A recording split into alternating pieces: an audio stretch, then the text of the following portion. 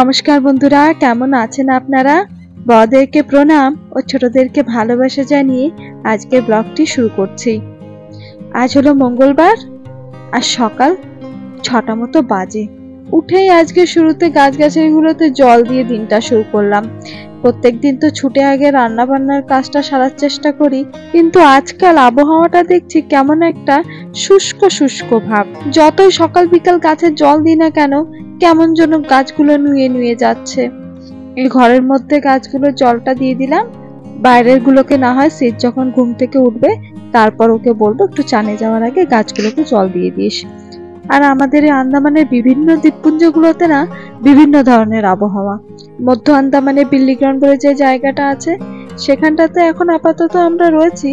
এই জায়গাটাতে তো দেখছি এখন প্রায় 8টা বেজে যায়, তবু কুয়াশা ছাড়ায় না। কিন্তু এখান থেকে আবার মাত্র 15 কিলোমিটার দক্ষিণ দিকে চলে যান, সেখানটাতে না কুয়াশা মিলবে না কোনো শীত জাতীয় আবহাওয়া।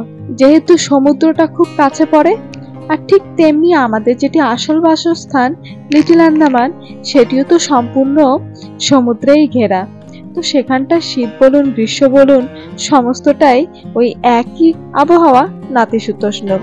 আর 6টা বলতে সে তো মনে হবে যেন কটি প্রহর পেরিয়ে গেল।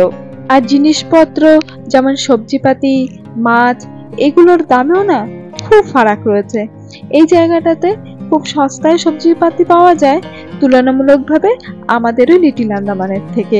আর এই শীতকালটায় সব থেকে বেশি ভালো লাগে এই শীতের সমস্ত সবজিগুলো মিলিয়ে একটু ডাল। তাই আজকের দুপুরে মেনুতে ভাবছি করে রেখে যাব একটু সবজি ডাল। আর অনেকদিন পরে পাওয়া গেছে বেশ টাটকা কিছু পুকুরের মাছ, তাই একটু মশলা দিয়ে ভাজবো। ওর বাবা টিফিনে একটু দিয়ে দেব, আর ছেলেটা সকালে মাছ ভাজা দিয়ে খেয়ে যাবে। ও তো আবার মাছ ভাজা ছাড়া সকালে ওর মুখে ভাত রোচে না। আর এই যে রান্না বান্নাটা সেরে ঠাকুর পুজোটা আমার করা হয়ে গেল, আর এখন বেরোবো কাজের উদ্দেশ্যে। আর আমার মাও আজকে আমার সঙ্গে পুজো করলো। বাজাও বাজাও, এই আরে বাজাও, জোরে জোরে বাজাও, তাড়াতাড়ি বাজাও। হ্যাঁ বাজাও, হ্যাঁ ওইভাবে ধরে এখন বাজাতে হয়, বাজাও।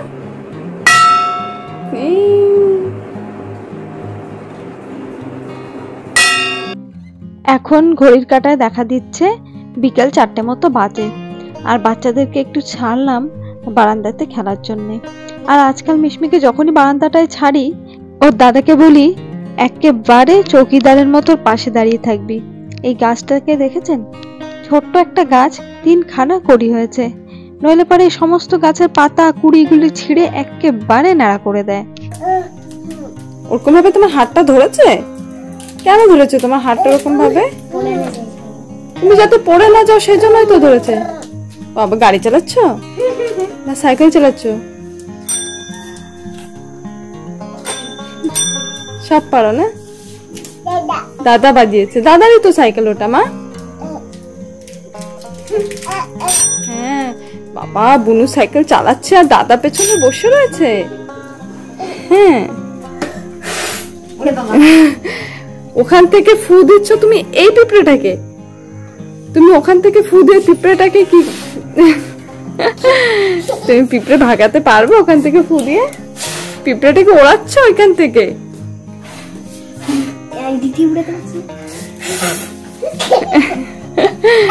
দুষ্টু, ব্যাস তুমি সাইকেল থেকে পড়ে না যাও এভাবে ফু দিতে দিতে।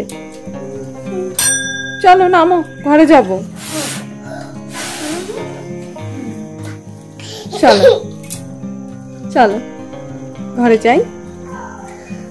নেই তো ওটা, নেই, আর ফু দিতে হবে না, অনেক ফু দিয়েছ। হ্যাঁ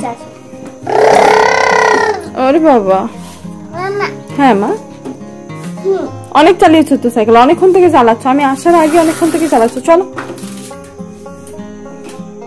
ছেড়ে দে বাবা, ছেড়ে দে। হ্যাঁ হয়েছে, চলো চলো। মিশমি এটা কি করলে? চলো এখন সাইকেল ছেড়ে অকার চলে এসো মা। মিশমি হ্যাঁ, আর ভালো পরিষ্কার করেছো, জিনিসটাকে নষ্ট করে পরিষ্কার করছো, খুব ভালো কথা। চলে এসো তাড়াতাড়ি। মাম্মা, মা ও মা চলো ঘরে। অনেক সন্ধ্যা হয়ে গেছে, আসো আসো, হাঁটি হাঁটি আসো, হাঁটি হাঁটি, ব্যাস আসো আসো। ও বাবা ঘুরছে, কি হচ্ছে?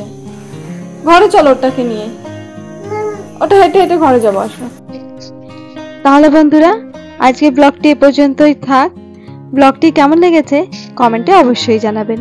যদি ভালো লেগে থাকে তাহলে একটি লাইক করে দেবেন। দেখা হবে আগামী ব্লগে। ততক্ষণের জন্য ভালো থাকবেন, সুস্থ থাকবেন, সাবধানে থাকবেন। নমস্কার।